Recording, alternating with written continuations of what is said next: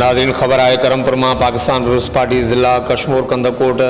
के अगवान ने कारकुन जो सवें गारिन जो काफ़िलो शहीद मोहतरमा बेनज़ीर भुट्टो की 15वीं वरसी में शिरकत करण लाइ सरदार मीर महबूब अली खान बेजरानी, मीर अशरफ खान बेजरानी, सरदार ज़ादा मीर ज़रिया अली खान बेजरानी, सरदार ज़ादा मीर शिराज अली खान बेजरानी, मीर शाहनवाज अली खान बेजरानी,